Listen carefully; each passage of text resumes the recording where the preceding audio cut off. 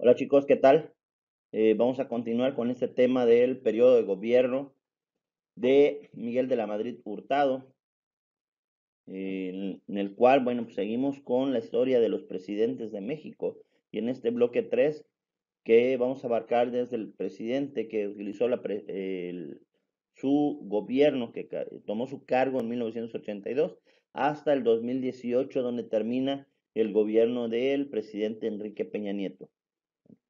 Eh, para esto recuerden que antes pues tuvimos que haber visto el video de Tragicomedia número 8, en el cual habla de lo que es el periodo de gobierno de Miguel de la Madrid Hurtado, con la finalidad de contextualizarnos un poquito y poder cerrar lo que es ya ese tema y aclarar algunos conceptos que maneja en este periodo el material con el que contamos. Bueno, recordemos, el aprendizaje esperado es que el alumno reconozca la importancia de la participación de la sociedad civil como reacción del terremoto de 1985 y la formación de la oposición en las elecciones presidenciales de 1988. Vamos a ver lo que es la crisis del partido único y las diferentes respuestas de la sociedad en la construcción de la democracia, el periodo de gobierno de Miguel de la Madrid Hurtado, la participación de la sociedad civil más que nada para el terremoto de 1985 y cómo se fue creando la oposición en los gobiernos, en las candidaturas antes de la sucesión presidencial para las elecciones de presidencia de 1988. Iniciamos con el periodo de gobierno del presidente Miguel de la Madrid Hurtado, 1982-1988. Miguel de la Madrid Hurtado fue postulado en 1981 como candidato del PRI a la presidencia.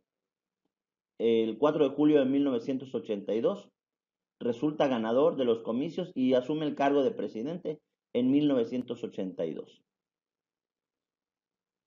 Este señor, bueno, viene con todo el tipo de problemas eh, sociopolíticos, inconformidades sociales, porque viene arrastrando crisis económicas de los sexenios anteriores y los cuales se crean grupos de inconformidad en ciertos sectores. Entre estos grupos estaba el movimiento obrero y campesino, las organizaciones y partidos que pertenecían a la izquierda y obviamente también los partidos y organizaciones que pertenecían a la derecha. Todo esto por la situación en la que se presentaba el país y y que este presidente no tenía la capacidad de sacar adelante toda esta situación. Miguel de la Madrid toma el poder cuando nuestro país atravesaba una de las épocas más difíciles. La causa era simple: su antecesor, López Portillo, nacionaliza la banca 3 meses antes de que finalizara su sexenio, además de que los dos últimos sexenios habían sido de gastos excesivos. De la Madrid formó su gabinete con funcionarios que tenían un perfil totalmente diferente al que se venía manejando anteriormente. Eran personas que habían realizado estudios en el extranjero, a los cuales se les llamó el grupo de los tecnócratas. Ellos eran reconocidos por haber estudiado en universidades como Yale, Harvard o Massachusetts en Estados Unidos, por mencionar algunas universidades. Estas personalidades traían, bueno, una serie de ideas totalmente diferentes y visión a cómo se venían haciendo las cosas, y traían una mentalidad capitalista, neoliberalista, pues vista en lo que es en Estados Unidos.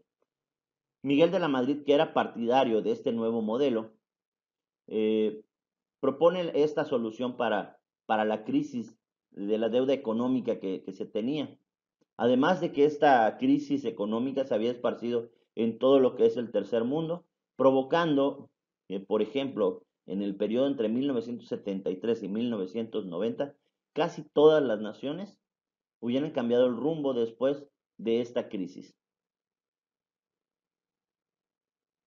Para todo esto, como resultado de la inflación que creció un 100% cada uno de los años del sexenio de Miguel de la Madrid, el empleo decae más o menos un 20% entre 1983 y 1985. Estamos hablando de el empleo informal. Además, hubo caídas drásticas en la producción. ¿Por qué? Porque no había dinero para producir, no había insumos, no había dinero también tampoco para comprar. El costo de la vida era muy alto. Asimismo, el crecimiento del PIB, bueno, pues estuvo en una serie de altibajos porque no había estabilidad económica. Por lo mismo se disminuyó lo que es el poder adquisitivo de la nación. Para tratar de solucionar toda esta situación, Miguel de la Madrid decide reorganizar el Plan Global de Desarrollo que había puesto en marcha su antecesor, bajo el cual había trabajado López Portillo. De acuerdo a esto, establece a nivel constitucional un sistema de planeación democrática, en el que, bueno, participaban varios actores, tanto sociales como públicos, tratando de recuperar esta crisis económica. Además, se da el inicio de la apertura económica, tanto nacional como extranjera, y la desregularización, descentralización, así como la privatización de empresas paraestatales, algo que llevaría a cabo, continuaría, mejor dicho, su sucesor, que es Carlos Salinas de Gortari.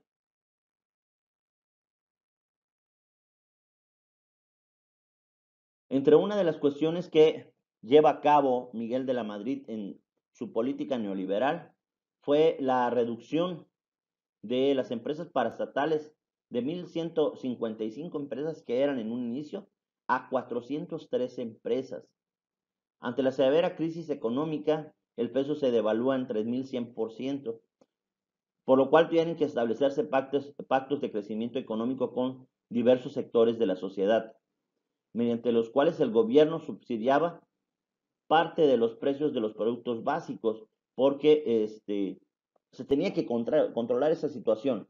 Si había una inversión eh, abierta a la inversión privada, pues ellos tenían la posibilidad de manejar sus costos y precios, pero como eso se podía ir hacia arriba por la inflación que había, entonces el gobierno toma la decisión de subsidiar los precios de los productos básicos, como lo que es huevo, leche, harina, azúcar, etcétera.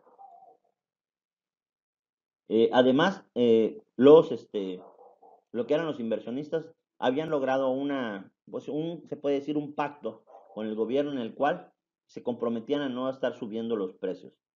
El 5 de octubre de 1987, perdón, la bolsa mexicana cae y esto se junta con el problema que sucede con la bolsa de Nueva York, a lo que le llaman el crack de Nueva York, donde también pues cae la bolsa y tiene que venir al rescate una compañía en operaciones que se llamó Nacional Financiera. El 18 de noviembre, el gobierno dispuso otra devaluación del 55% y el tipo de cambio de cada dólar se estuvo manejando en 2.278 unidades por dólar. O sea, imagínense el costo de las cosas en esa época, donde totalmente estábamos quebrados, donde no podíamos, pues no nos alcanzaba para nada. Económicamente la situación estaba muy crítica, haciendo coincidir todo esto con el tipo de cambio libre que se manejaba a nivel internacional. De enero a diciembre de 1987 la moneda mexicana había perdido el 192% de su valor. Tras sucesivas depreciaciones y la inflación en 12 meses, se había registrado una inflación de el 160% en un año.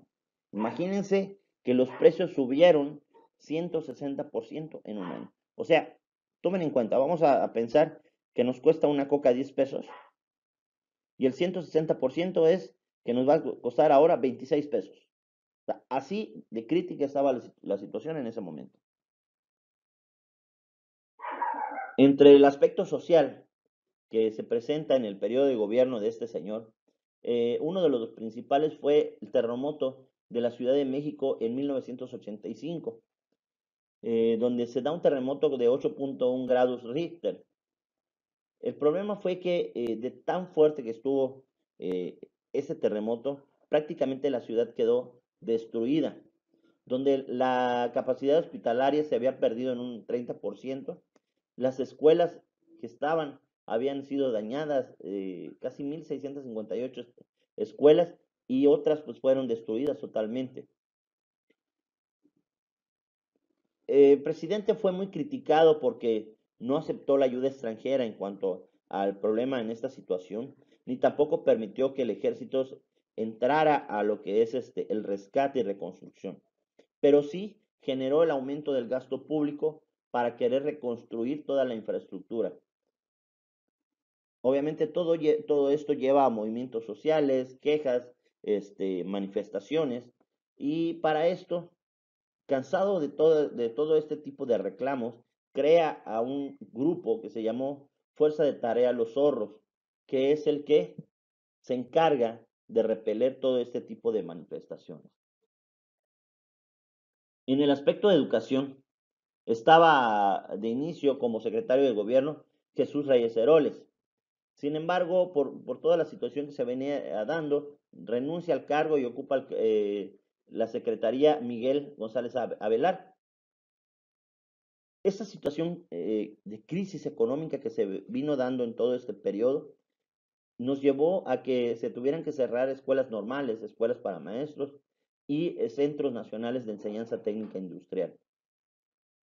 Obviamente no solo afecta en un área, sino que afecta en todos los rubros, y esa devaluación que se venían dando, pues obviamente estaba afectando muchísimo al país, pero se tenía que buscar la situación de cómo tratar de revertir esa crisis económica.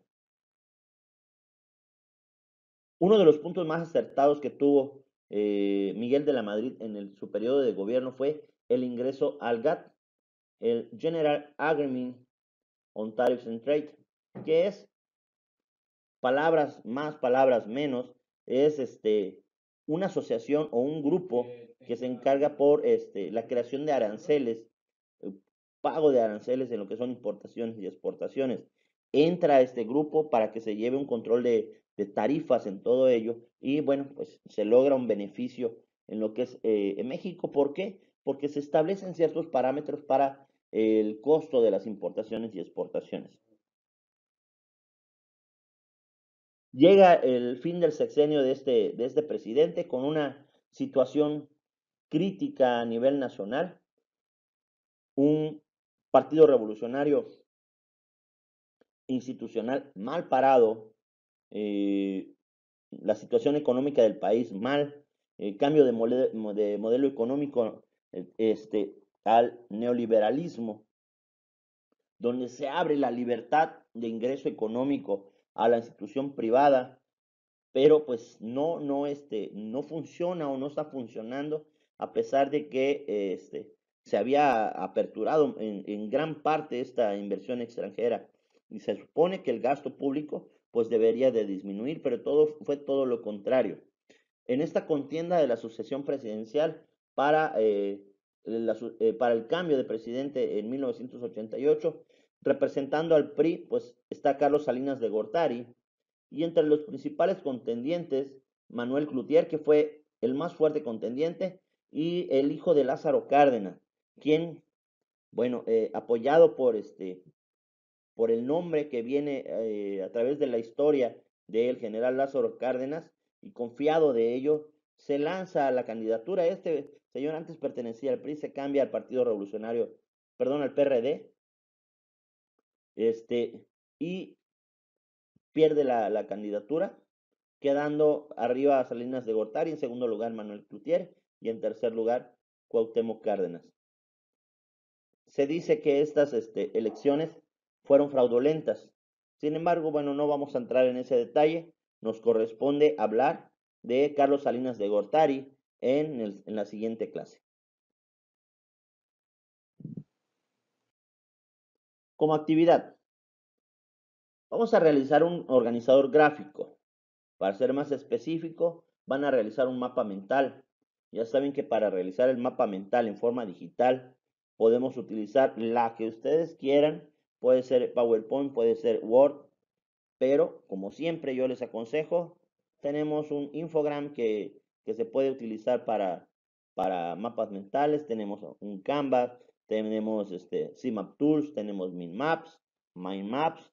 Existe una variedad enorme de uso de mapas mentales, y hoy también les aconsejo otra app libre sin ningún costo para que ustedes puedan trabajar, y está en internet, está Poplet, en la cual, bueno, pues ustedes pueden agregar, entran, ponen Poplet con doble P intermedia, y es totalmente gratuita. ¿Sí? Pueden imprimirla, pueden exportar la PowerPoint, lo que ustedes deseen. Ya ustedes deciden en qué aplicación trabajar. Bueno, por mi parte es todo. Si tenemos dudas, ya saben, pueden comunicarse conmigo vía WhatsApp, vía Skype, Héctor Villasana, _2, o en la misma plataforma de Edmodo. Recuerden que todas estas actividades que estamos marcando las encuentran en la plataforma, les llega vía mensaje la instrucción, y tienen fecha, horario determinado para entrega. Gracias, que estén bien.